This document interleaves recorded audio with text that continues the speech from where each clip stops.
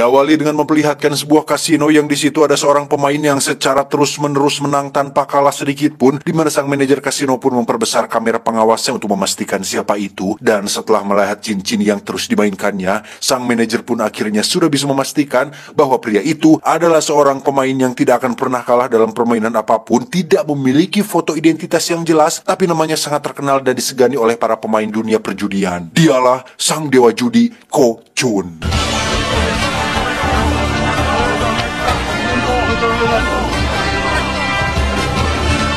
Saat ini Ko Chun tengah ditantang oleh seorang pemain dari Jepang yang ingin menguji seberapa hebat kemampuannya, di mana permainan pertama adalah Mahjong yang saya pribadi tidak terlalu paham bagaimana sistem permainannya, yang pada intinya Ko Chun bisa dengan sangat lihai memenangkan permainan pertama tersebut.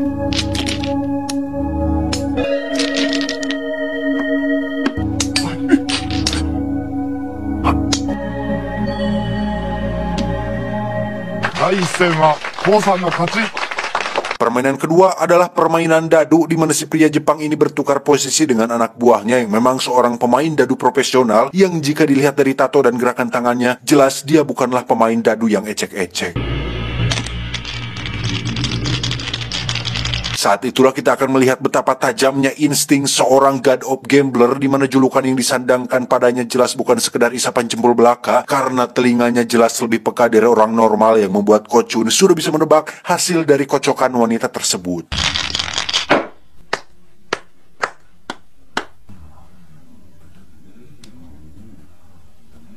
Giliran Ko Chun yang bermain, dia pun meminta kocokannya diganti dengan yang lebih berat dan lebih keras, yang mana kocokan seorang pria sejati jelas lebih cepat dan lihai dari kocokan seorang wanita, sampai-sampai membuat satu dadu hancur yang menghasilkan kemenangan telak bagi Ko Chun.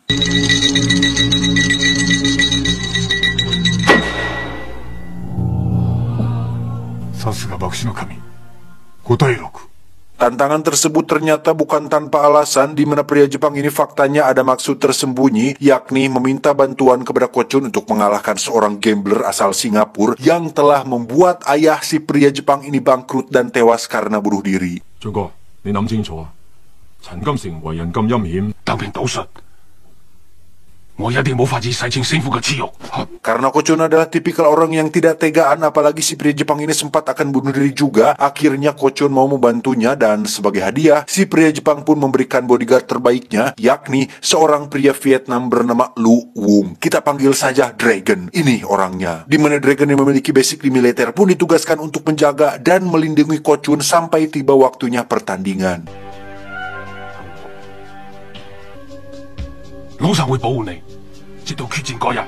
Sementara itu kita akan dibawa ke tempat lain, lebih tepatnya sebuah tempat judi kecil-kecilan, yang di situ ada seorang gambler amatir bernama Michael Chan, di mana Michael sering sekali kalah dan sudah tahu kalah, tetapi tetap saja selalu datang ke situ.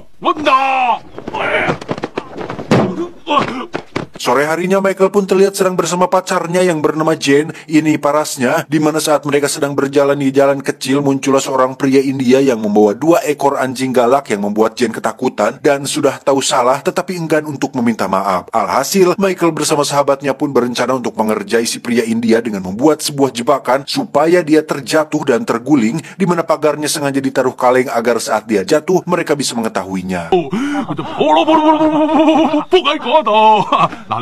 Kembali ke Ko Chun yang sedang melihat anak didiknya bermain bersama beberapa gambler profesional, yang salah satunya adalah pria kaya bernama Nam. Ini bebenguknya, di mana saat anak didiknya terus mengalami kekalahan, Ko Chun pun memutuskan untuk turun tangan, yang membuat para gambler ini sedikit agak ketar-ketir.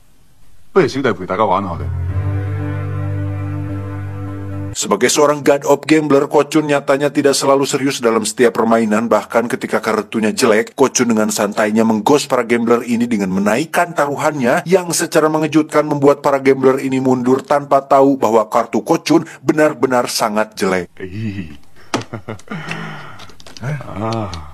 Permainan pun terus berlanjut sampai tersisa Ko Chun dan Nam, di mana Nam yang gengsian dan tidak mau kalah pun nekat menaikkan jumlah taruhannya melebihi yang ada di meja, yang pada akhirnya membuat Nam harus menyesal karena mengalami kekalahan dan kerugian dalam jumlah yang cukup besar.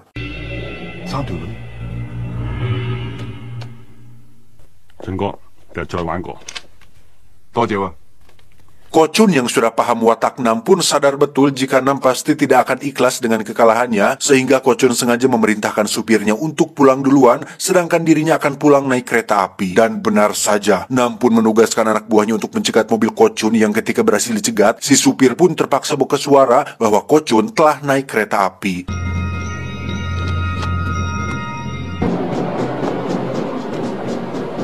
Saat itulah kita akan melihat kemampuan si Dragon di mana dia mampu menghajar beberapa anak buah Nam dengan cukup mudah, yang menandakan bahwa Dragon bukanlah orang yang sembarangan.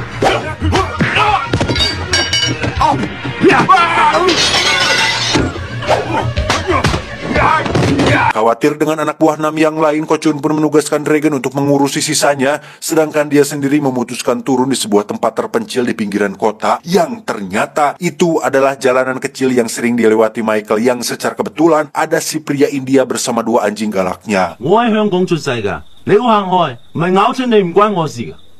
Entah anugerah seperti apa yang dimiliki Ko Chun sampai-sampai bisa membuat dua anjing galak ini ketakutan. Namun ketika Ko Chun akan melanjutkan perjalanan, dia pun tak sengaja menginjak jebakan yang dibuat oleh Michael hingga membuatnya terguling dan kepalanya terbentur batu.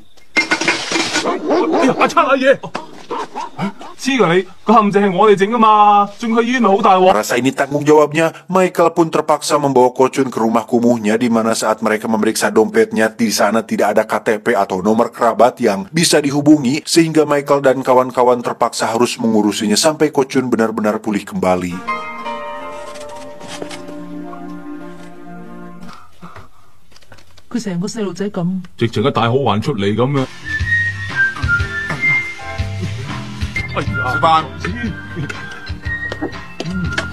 Tak disangka insiden tersebut ternyata membuat Ko Chun mengalami amnesia dan juga memiliki kepribadian seperti seorang anak kecil, di mana kondisi tersebut justru dimanfaatkan oleh Michael dengan mengajak Ko Chun ke tempat judi yang walaupun Jensun melarangnya, Michael tetap membawanya karena Ko Chun masih memiliki uang simpanan terakhir yang dibawanya. Kepada si bos pemilik tempat ini, Michael mengaku bahwa dia membawa sepupunya dari luar negeri yang cukup kaya raya, sehingga tanpa ragu si bos pun bersedia menerima tantangan Michael untuk bermain kartu dengan Ko Chun. Satu hal yang menarik dan tidak hilang dari Ko Chun adalah dia hobi memakan coklat, lebih tepatnya coklat yang dibungkus dengan plastik keemasan, yang walaupun sekarang dia sedang hilang ingatan, Ko Chun tetap hobi memakan coklat favoritnya.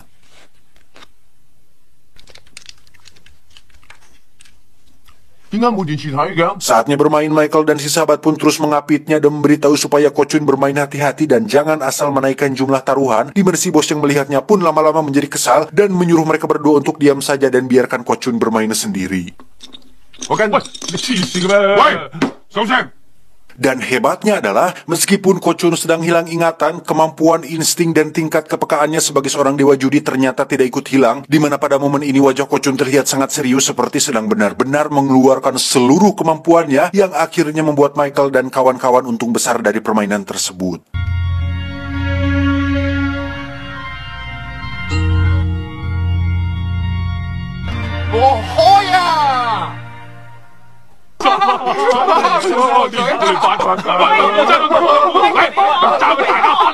Kemenangan itu pun membuat Michael dan kawan-kawan menjadi penasaran tentang siapa sebenarnya si Ko Chun ini, karena hampir mirip seperti karakter Domino di film Deadpool. Jika kalian tahu, Domino adalah salah satu karakter di film Marvel yang merupakan super villain satu-satunya yang bisa memanipulasi keberuntungan, sehingga setiap apapun yang dia lakukan pasti beruntung. Keputusan yang dia ambil pasti selalu benar. Ujian esai pasti dia selalu dapat nilai 100. Nah, dalam uji coba ini Ko Chun terbukti mampu merubah kartu yang ada di tangannya, entah bagaimana caranya. Tetapi ketika Michael sengaja menyembunyikan dua kartu, yakni 3 skop dan 3 diamond, secara mengejutkan kartu 3 diamond tiba-tiba pindah ke tangan Ko Chun yang pada saat bersamaan merubah kartu yang ada pada tangan temannya menjadi King Diamond. Luar biasa, Burhan.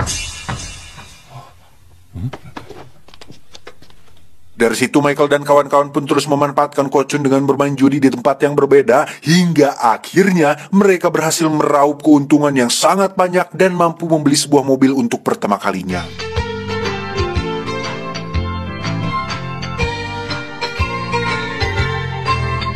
Karena mereka terlalu berfoya-foya, uang hasil kemenangan pun langsung ludes dalam sekejap, sehingga Michael memutuskan untuk meminjam uang kepada seorang rentenir yang berteman baik dengan Boboho. Beliau bernama Paman Sing. Ini babangusnya. Tak ingin membuang waktu, Michael pun langsung mengajak Ko-chun ke sebuah tempat judi, di mana Ko-chun yang tidak bisa mendapatkan coklat favoritnya pun nampak ogah-ogahan untuk bermain, sehingga Michael meminta sahabatnya untuk membeli beberapa coklat yang diinginkan oleh Ko-chun.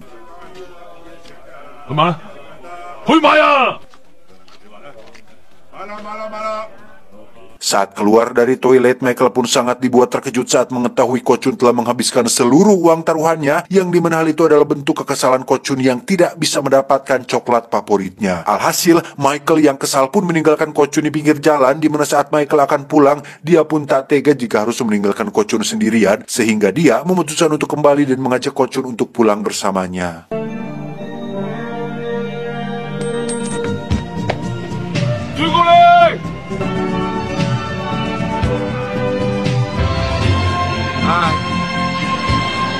Karena takut ditagih oleh Paman Sing, Michael pun membawa Ko-chun pindah ke sebuah rumah bordil milik salah satu temannya, di mana Paman Sing mengetahui tentang hal tersebut dan mengirim anak buahnya untuk menangkap mereka berdua. Terjadi kejar-kejaran di samping gedung yang sedang dibangun, di mana Michael yang pecicilan pun kukulawitan di antara bambu, meski akhirnya dia berhasil tertangkap juga.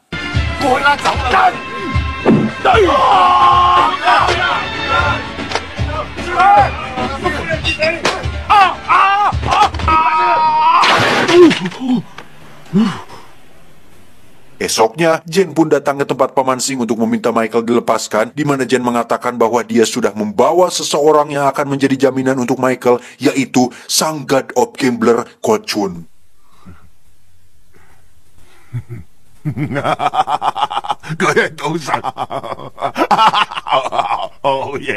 Paman Sing pun meminta Ko-chun untuk menunjukkan kemampuannya, yang mana pada awalnya Ko-chun mengalami kesulitan hanya untuk memainkan setumpuk kartu, tetapi ketika coklat favoritnya sudah masuk ke mulut, jangankan memainkan kartu, memainkan sebilah pisau saja dia bisa sangat lihai sampai-sampai membuat Paman Sing ketakutan.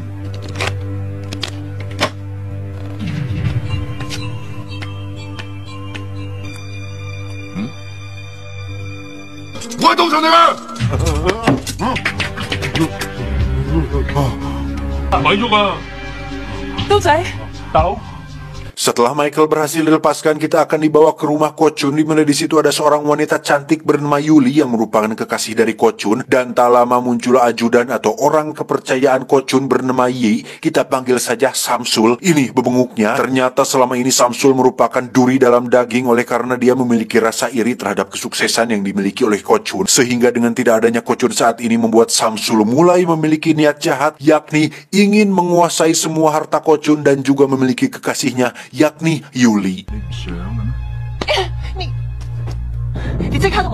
Saat itulah Samsul berusaha untuk menggadabah si Yuli, namun karena Yuli masih punya harga diri dan tidak ingin memberikan kesuciannya secara gratis dan cuma-cuma, Yuli pun memilih untuk loncat dari kamar yang membuat dia tewas saat itu juga. Dan sialnya adalah alat perekam suara milik Yuli pun berhasil diketahui oleh Samsul, yang kasetnya langsung dibakar, sehingga satu-satunya barang bukti yang akan mengungkap kejahatannya pun sekarang sudah tidak ada, yang alhasil membuat Yuli harus mati secara sia-sia.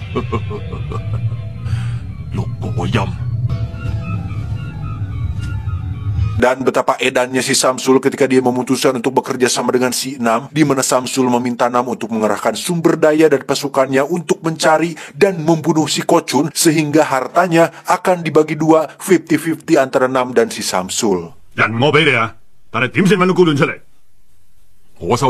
Kembali ke Michael dan Ko-chun yang didatangi oleh Dragon. Awalnya mereka menganggap jika Dragon adalah orang yang jahat yang ingin membunuh Ko-chun, tetapi ketika muncul para penjahat utusan si Nam, disitulah Dragon membuktikan bahwa dirinya adalah seorang bodyguard yang setia terhadap bosnya.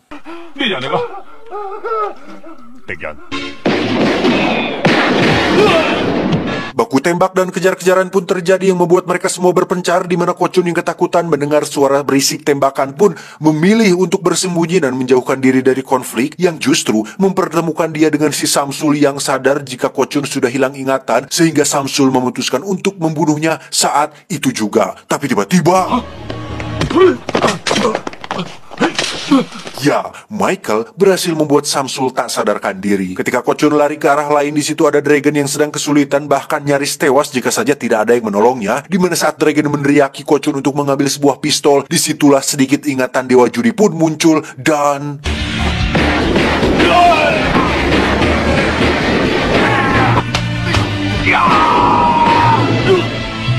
Setelah membantai habis semua penjahat, Ko-chun yang kembali ke anak kecil pun seketika terkejut dan segera lari dari sana, di mana dia tak sengaja tijalikeh yang membuat kepalanya terbentur, dilanjutkan dengan ditabrak mobil yang membuat kepalanya tidak gor kaca, hingga akhirnya dia tak sadarkan diri dan dibawa ke rumah sakit.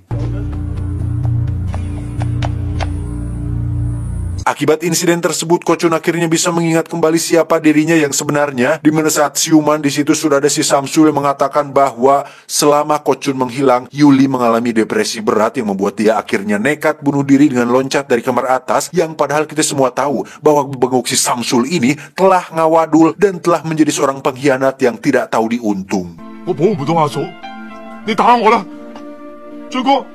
Saat itulah muncul Michael yang langsung menyerang si Samsul, namun karena Ko-chun tidak ingat dengan apa yang terjadi kemarin, bahkan si Michael justru dibawa para petugas dan dianggap sebagai orang yang halu. Setelah pulih, Ko-chun pun pulang ke rumahnya dengan perasaan sedih yang biasanya selalu ada Yuli yang menemani. Kini si Jasonnya pun harus sendirian dan kedinginan tanpa ada kehangatan yang selalu diberikan oleh Yuli sebelumnya.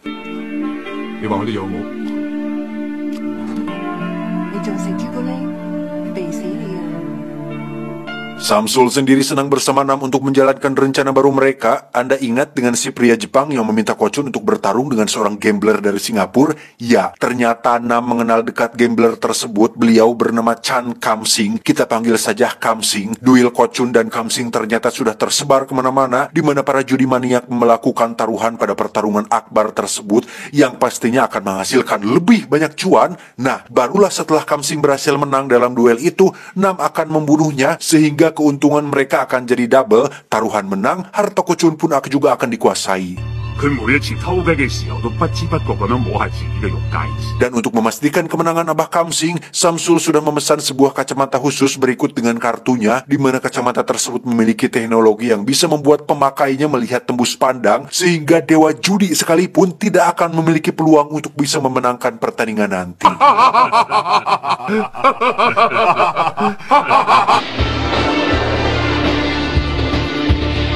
Pertandingan sendiri akan diadakan di sebuah kapal pesiar, di mana Michael yang khawatir dengan keselamatan Ko-chun pun nekat menyamar sebagai pramusaji, mencoba kembali menjelaskan bahwa Samsul orang kepercayaannya telah berkhianat dan berniat jahat kepadanya. Dan apabila Michael benar-benar serius dengan semua perkataannya, Ko-chun akan mengobrol dengannya setelah pertandingan selesai. Dan sementara itu, Michael diizinkan untuk ikut masuk dan diminta untuk diam dan menunggu sampai pertandingan beres. Dan inilah final battle Sang God of Gambler.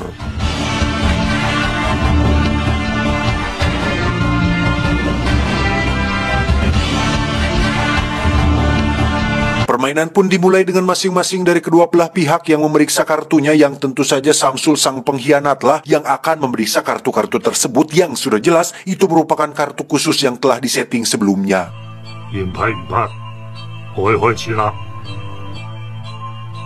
Tidak melibatkan deposit 1-2 perak, permainan ini akan melibatkan uang puluhan juta, tapi bukan rupiah, melainkan dalam bentuk mata uang dolar yang Ko-chun sendiri dimodali oleh si pria Jepang yang memang memiliki dendam pribadi kepada si Abah Kam-sing yang jahat tersebut.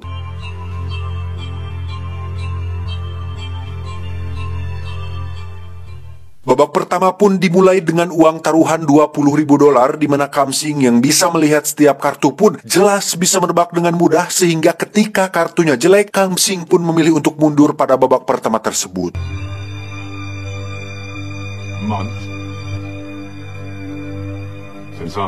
Babak kedua, permainan pun semakin sengit, di mana Ko-chun yang percaya diri pun menaikkan taruhan hingga 5 juta dolar atau sekitar 71 miliar rupiah. Edan gak tuh? Yang jumlah tersebut sangat-sangatlah banyak, bahkan AdSense dari YouTube saya selama 10 tahun pun tidak akan pernah mencapai jumlah sebanyak itu.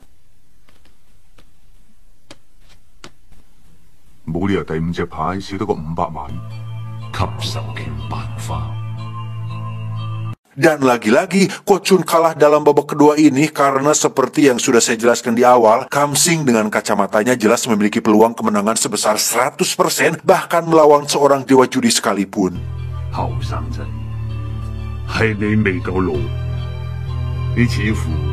Babak terakhir, tepat saat sedang pembagian kartu, Ko Chun pun langsung menutup kartunya ketika si Abah sedang menyalakan cerutu, sehingga satu kartu tersebut jelas tak bisa dilihat oleh Kam Sing yang membuat Ko Chun memiliki sedikit peluang untuk bisa menang.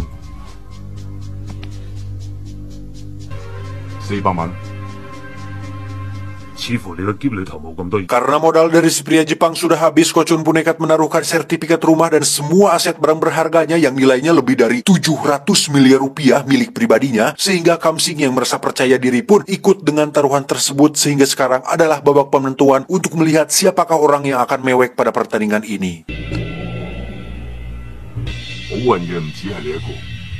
Dan alangkah terkejutnya semua orang saat melihat kartu terakhir milik Ko Chun adalah as, yang berarti dia memiliki kartu sempurna, yakni 4 kartu as. Saya tidak paham permainan poker, jadi kurang tahu nama untuk jenis kartu seperti ini. Yang jelas, Ko Chun berhasil memenangkan babak terakhir ini yang membuat semua harta si Abah Kam Sing ludes sampai tak tersisa.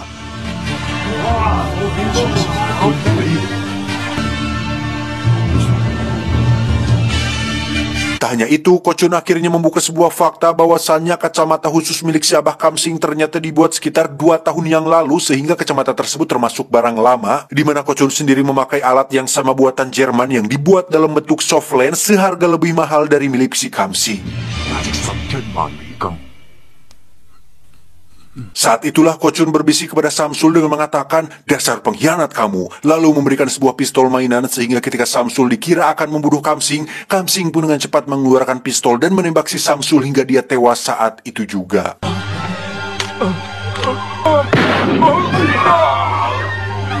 Di saat itu pula lah muncul si Dragon yang langsung menodongkan pistol kepada mereka semua, di mana Ko Chun yang cerdas pun telah merencanakan semua ini untuk membalaskan dendam si pria Jepang kepada Kam Sing, sekaligus membalaskan dendam pribadinya atas kematian Yuli yang ternyata sudah diketahui sejak awal berdasarkan kaset rekaman yang tidak semuanya terbakar pada malam itu.